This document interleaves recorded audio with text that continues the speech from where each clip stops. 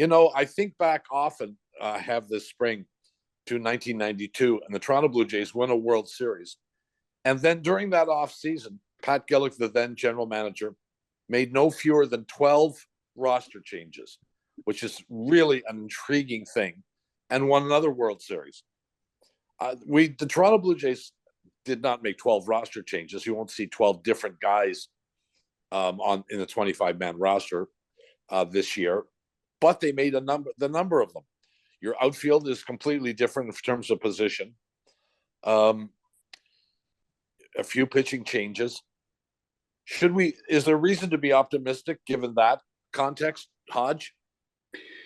Well, there's reason to be curious as to what the changes will mean. We haven't yet delved into the rule changes, and maybe you don't want to. Oh, sure. But one of them suggests that there will be many, many more stolen bases this season. So I've asked myself, and I don't know that there's an answer yet from the Blue Jays, but are the Blue Jays going to run like other teams are bound to run or to try? The Jays have Springer and Bichette leading off. Both can steal bases. They have the addition, Varsho, who can steal bases if he can get on base. He hasn't hit the oranges out of the trees in the Grapefruit League by any means. He did hit a homer his last time, but he's a runner. And Whit Merrifield, if he plays, is a base stealer. So right there, and Kiermaier, I mean, he can run, not known as a base stealer, but is this team going to be different because it takes advantage of the rules that allow it to steal more bases? Rob, is there any talk around the team in this respect? Oh, they're going to run, Dave. You nailed it. I mean, they've made that quite clear. They're going to be much more aggressive. You outlined all the speed that's on in that order. Kevin Biggio is another one who can run a little bit. Even Santiago Espinal. Kiermaier is very fast on the bases.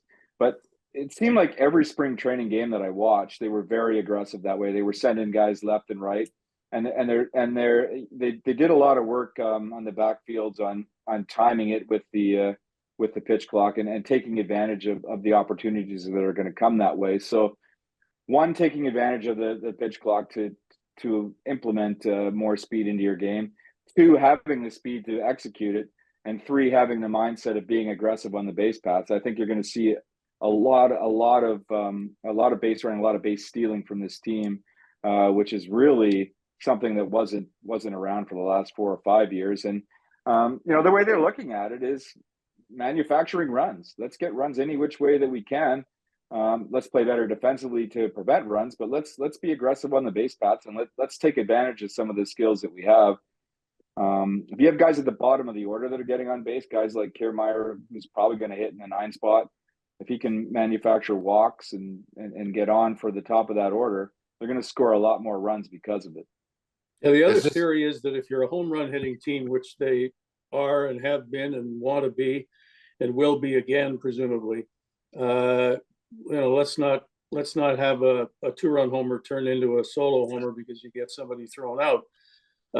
But there are times when you should run, and there are times when you shouldn't run, and we're talking about decisions on when pitchers should stay in or be removed.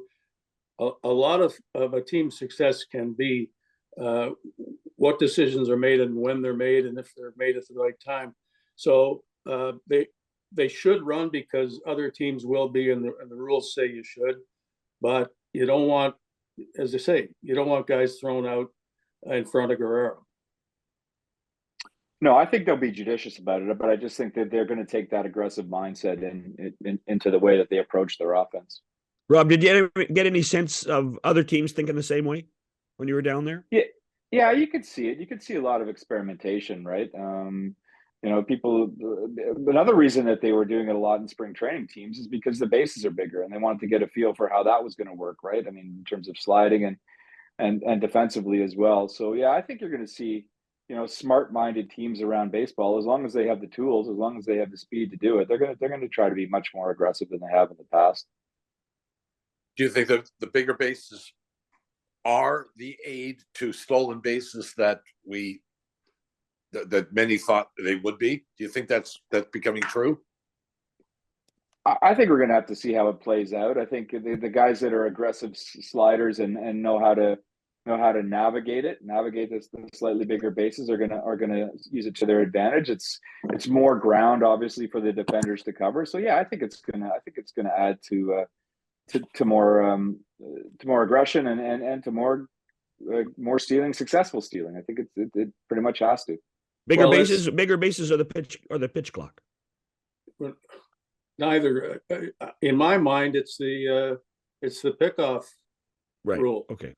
Yeah, agreed. You know, the leadoffs are going to be greater right off the bat, I would think, and certainly if the guy goes over there once and twice, then that's where the stolen bases are going to come from, with the attempts anyway.